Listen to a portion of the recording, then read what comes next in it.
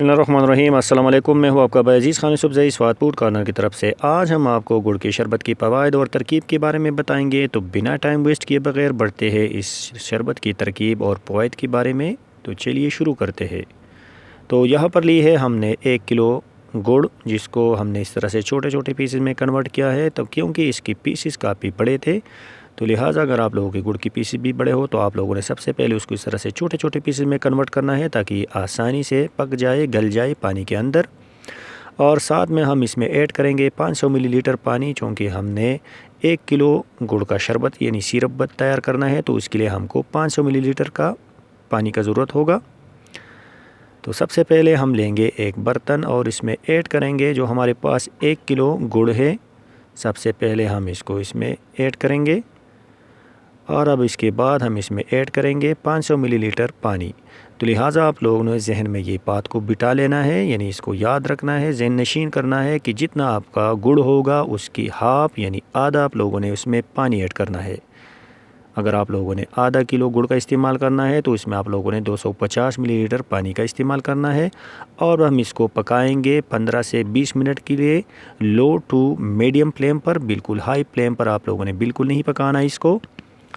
तो ये आप लोग देख सकते हैं कि यह आहिस्ता आहिस्ता गल भी जाएगा। और इसका फ़वाइद के बारे में भी हम आप लोगों के साथ डिस्कस करेंगे आज।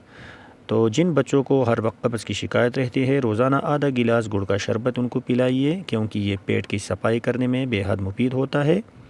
गुड़ के शरबत का इस्तेमाल करने से जिगर की गर्मी वगैरह ख़त्म हो जाती है और जिगर मज़बूत होता है। दमे के मरीज़ के लिए भी नहायत मुफीद होता है और इससे मरीज़ को सुकून मिलता है, दमे के मरीज़ वाले को। तो ये आप लोग देख सकते हैं तकरीबन 15 मिनट करीब हो चुके हैं इस सिरप को। तो अब हम इंशाअल्लाह फ्लेम को बंद करेंगे और इसको ठंडा होने के लिए एक साइड पे रखेंगे। तो हम बात कर रहे थे इसकी फ़वाइद के।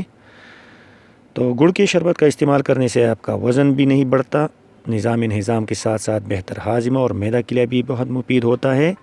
तो ये हमारा सिरप आप लोग देख सकते हैं कि बिल्कुल ठंडा हो चुका है और ये बिल्कुल अभी गाढ़ा शक्ल इसने इख्तियार किया हुआ है। जिस तरह की शहद यानी हानी का होता है गाढ़ापन, इस तरह इस शरबत का भी अभी बिल्कुल वही इस तरह से गाढ़ापन इसका तकरीबन सेम उसी तरह से है, बिल्कुल परफेक्ट यानी गाढ़ा हो चुका है। और हमको इस कंसिस्टेंसी का शरबत चाहिए था, यानी इसका सिरप चाहिए था गुड़ का। तो अब हम इसको एक साइड पे करेंगे और इसको एक दूसरी बर्तन में डाल के इसको हम बोतल में बंद करेंगे, यानी उसमें ऐड करेंगे, ताकि हम इसको तकरीबन लॉन्ग टर्म के लिए यूज़ कर सके।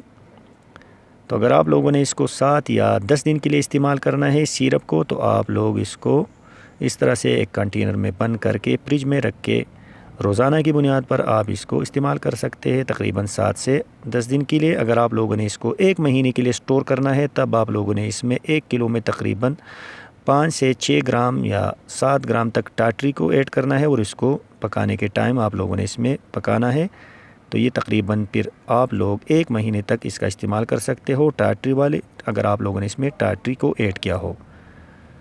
अगर इस तरह सिंपल बनाना है तो 7 से 10 दिन के लिए आप लोग इसको इस्तेमाल कर सकते हो। अब हम लेंगे कुछ गिलासें और इसमें ऐड करेंगे 50-50 मिलीलीटर जो हमारे पास गुड़ का सिरप है, उसको ऐड करेंगे। आप लोग अपनी मर्ज़ी के हिसाब से इसको कम या ज़्यादा कर सकते हैं, जितना आप लोगों को मीठा पसंद हो इस हिसाब से आप लोग इसमें ज़्यादा भी ऐड कर सकते हो। अगर थोड़ा मीठा कम पसंद हो तो आप लोग इसमें 50 मिलीलीटर बिल्कुल परफेक्ट है इस एक गिलास के लिए, उसको ऐड कर सकते हो। और इसमें हमने ऐड किया एक चम्मच तुख बलंगा और साथ में हम इसमें ऐड करेंगे कुछ बर्फ़ के टुकड़े यानी आइस क्यूब्स। और इसके बाद हम इसमें ऐड करेंगे लीमू का जो रस होता है उसको भी ऐड करेंगे। तो एक गिलास में हम ऐड करेंगे आधा लीमू और उसको छिलका भी हम इसमें ऐड करेंगे, उसको बाहर नहीं फेंकेंगे। और इसके बाद हम इसमें बिल्कुल ठंडा पानी ऐड करके उसको चम्मच की मदद से मिक्स कर लेंगे। तो जिल्द की जरियों के ख़ात्मे के लिए भी बेहद मुफीद होता है देसी गुड़ का शरबत, जिसमें चीनी का इस्तेमाल बिल्कुल ना हो। तो गर्मी के साथ साथ लू लगने और गर्मी के दानों से भी आपको निजात मिलता है इस सिरप की मदद से। तो ये आप लोग देख सकते हैं कि हमारा जो गुड़ का शरबत था ये बिल्कुल परफेक्ट बन चुका है। तो ये था आज का हमारा गुड़ का शरबत का रेसिपी।